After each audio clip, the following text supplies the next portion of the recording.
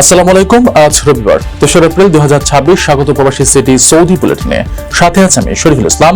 শুরুতে থাকছে শিরোনাম।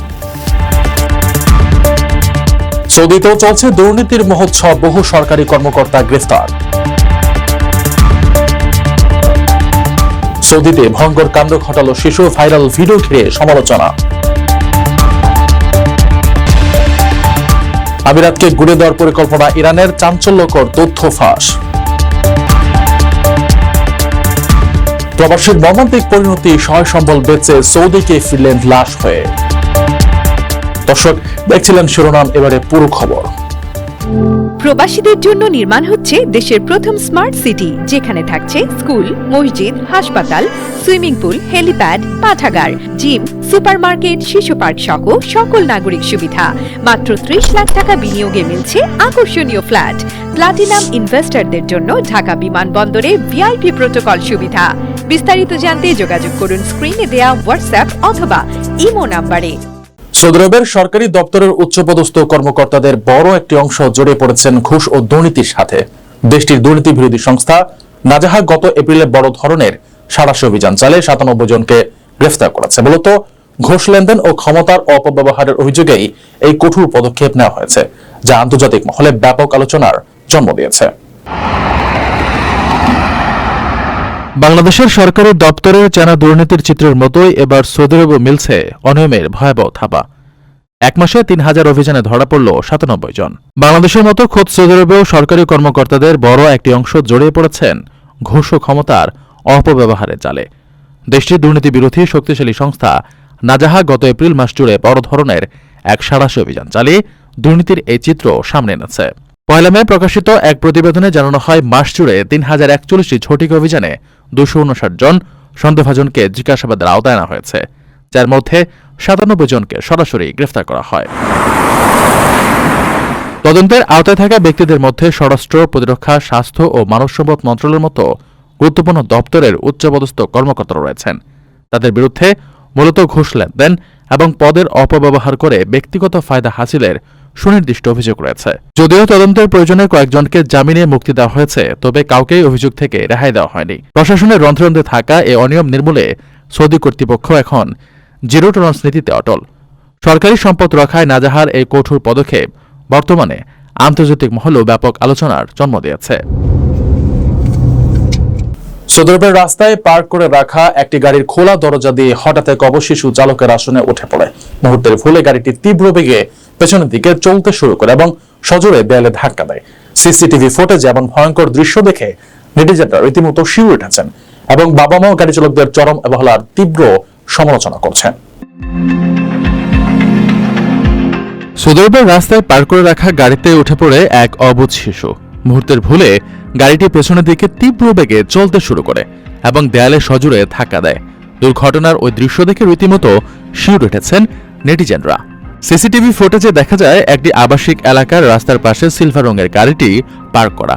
গাড়ি চালকের দিকের দরজাটি সামান্য খোলা ছিল। এ সময় ছোট এক শিশু এসে ওই খোলা দরজা দিয়ে সোজা চালকের আসনে উঠে বসে। শিশুটি গাড়িতে ওঠার পরপরই হঠাৎ এটি পেছনের দিকে তীব্র বেগে ব্যাক গিয়ারে চলতে শুরু করে এবং সজোরে ধাক্কা দেয়।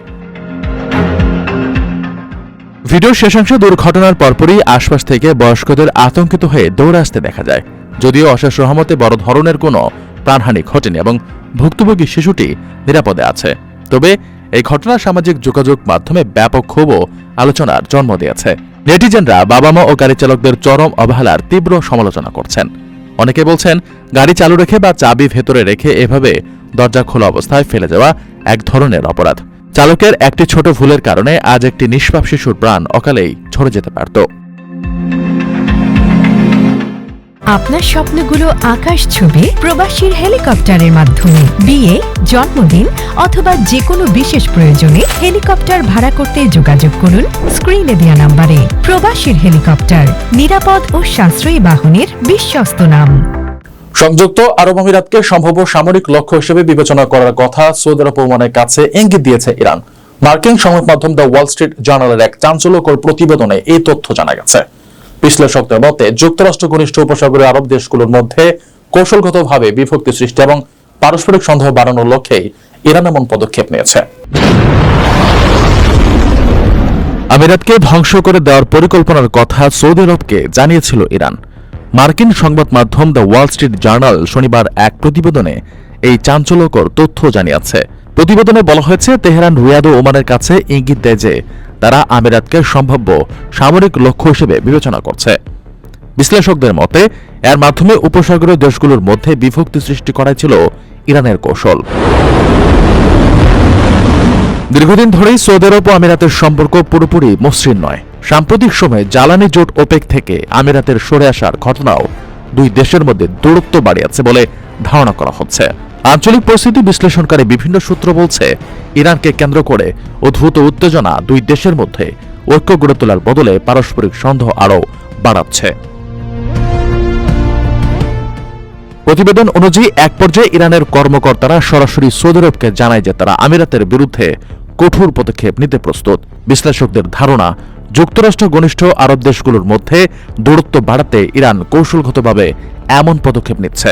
সব মিলিয়ে ইরানকে ঘিরে বর্তমান উত্তেজনা শুধু নিরাপত্তা ইস্যুতেই সীমাবদ্ধ নয়, এটি উপসাগরীয় দেশগুলোর পারস্পরিক সম্পর্কেও নতুন মাত্রা যোগ করছে। পরিবারের সচ্ছলতা ফেরানোর বুক ভরা আশা নিয়ে সহায় সম্বল বিক্রি করে সৌদি আরবে পাড়ি জমিয়েছিলেন শেরপুরের ঝিনাইগাতী উপজেলার প্রবাসী রনি মিয়া। কিন্তু রিয়াদে এক মর্মান্তিক মোটরসাইকেল দুর্ঘটনায় তার মৃত্যু হয় এবং শুক্রবার রাতে কফিনবন্দি হয়ে নিজ গ্রামে ফেরেন তিনি। পরিবারের একমাত্র উপার্জনক্ষম ব্যক্তিকে হারিয়ে অসহায় পরিবারটি সরকারের কাছে আর্থিক সহায়তার আকুতি জানিয়েছে। পরিবারের সচ্ছলতা ফেরানোর বুকভরা আশা নিয়ে সৌদি আরবে পাড়ি জমিয়েছিলেন শেরপুরের ঝিনাইগাতী উপজেলার প্রবাসী রনি মিয়া। কিন্তু সব স্বপ্ন চুরমার করে শুক্রবার রাতে কফিনবন্দি হয়ে নিজ গ্রাম দিঘিরপাড়ে ফিরেছেন তিনি। গত 21 এপ্রিল রিয়াদে এক মর্মান্তিক মোটরসাইকেল দুর্ঘটনায় তার মৃত্যু হয়। শনিবার সকালে জানাজা শেষে তাকে পারিবারিক কবরস্থানে দাফন করা হয়েছে। নিহতের বড় ভাই জানান, সহায় সম্বল বিক্রি করে 2 দফায় প্রায় 10 লাখ টাকা খরচ করে রনি সৌদি আরব যান। প্রথমবার 2024 সালে ফুড ডেলিভারির কাজে গিয়ে দুর্ঘটনায় আহত হয়ে দেশে ফেরেন। পরে 2025 সালের অক্টোবরে শ্রমিক ভিসায় পুনরায় সেখানে যান। কিন্তু উপার্জন শুরুর আগেই সব শেষ হয়ে গেল। শুক্রবার রাতে বাড়িতে লাশ পৌঁছালে বাবা আব্দুর রাজ্জাক, মা ও স্ত্রীর গগনবিদারী আহাজারিতে এলাকার পরিবেশ ভারী হয়ে ওঠে। 2 অবুঝ শিশু সুমাইয়া ও মুহসিনকে নিয়ে শ্রী দিলরুবা এখন চরম দিশেহারা। নিঃস্ব পরিবারটি এতিম সন্তানদের ভবিষ্যতের কথা ভেবে সরকারের কাছে আর্থিক সহায়তার আকুতি জানিয়েছেন। ঝিনাইগাতী উপজেলা নির্বাহী কর্মকর্তা আল আমিন ঊর্ধ্বতন কর্তৃপক্ষের মাধ্যমে এই অসহায় পরিবারের পাশে থাকার আশ্বাস দিয়েছেন। প্রবাসীদের জন্য নির্মাণ হচ্ছে দেশের প্রথম স্মার্ট সিটি, যেখানে থাকছে স্কুল, মসজিদ, হাসপাতাল, সুইমিং পুল, হেলিপ্যাড, পাঠাগার, জিম, সুপারমার্কেট, শিশু পার্ক সহ সকল নাগরিক সুবিধা। মাত্র 30 লাখ টাকা বিনিয়োগে মিলছে আকর্ষণীয় ফ্ল্যাট। প্লাটিনাম ইনভেস্টরদের জন্য ঢাকা বিমানবন্দরে ভিআইপি প্রোটোকল সুবিধা। বিস্তারিত জানতে যোগাযোগ করুন স্ক্রিনে দেয়া হোয়াটসঅ্যাপ অথবা ইমো নাম্বারে।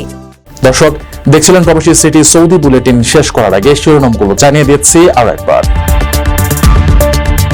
সৌদিতেও চলছে দুর্নীতির মহোৎসব, বহু সরকারি কর্মকর্তা গ্রেফতার।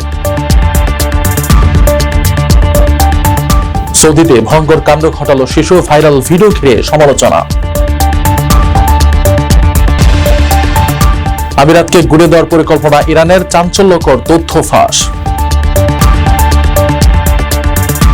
প্রবাসীর মর্মান্তিক পরিণতি, সহায় সম্বল বেচে সৌদিকে ফিরলেন লাশ হয়ে। এ ছিল সৌদি বুলেটিনের আজকের আয়োজনে। প্রবাসের সর্বশেষ সংবাদ পেতে ভিজিট করুন probastyme.net, সাবস্ক্রাইব করুন আমাদের ইউটিউব চ্যানেল এবং চোখ রাখুন ফেসবুক পেজে। পরবর্তী বুলেটিন দেখার আমন্ত্রণ জানিয়ে আজকের মতো বিদায় নিচ্ছি। আমি শরীফুল ইসলাম। সেই পর্যন্ত সবাই ভালো থাকবেন এবং নিরাপদে থাকবেন। আল্লাহ হাফেজ।